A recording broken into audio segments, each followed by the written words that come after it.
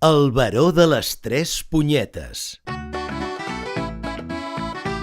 El baró de les tres punyetes, amo de castells i grutes, de 300.000 braguetes i 15 cases de putes.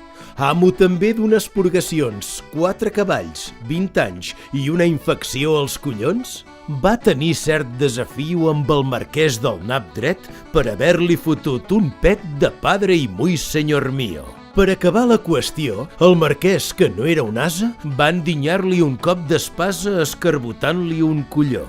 I el baró, tot gemegant, va baixar muntanya avall amb els collons a la mà, tot fotut i coixejant, deixant per allà on passava una olor tan punyetera que feia agafar caguera a tot aquell que l'ensumava.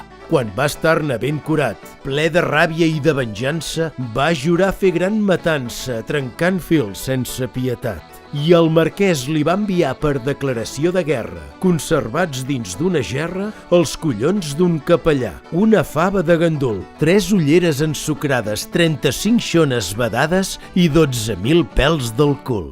El baró de les tres punyetes, armat amb 3.000 collons, amb 3 fardos de condons i protegit per una bruixa, va marxar al lloc feudal on Biznago de son rival exercia un dret de cuixa.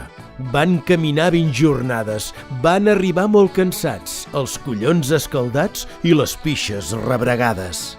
A l'entorn de la muntanya, de la ciutat esmentada, on la gent tota assetjada esperava la batalla, qui gratant-se les morenes, qui tocant-se els masovers, qui donant-se pel revés, al darrere les almenes, el baró va fer aturar tot l'exèrcit que portava i amb la mà cap a la fava, així els va parlar.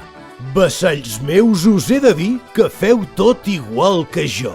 Si guanyem aquest combat, no deixeu un fil sencer, degolleu amb el manguer culs i conys sense pietat.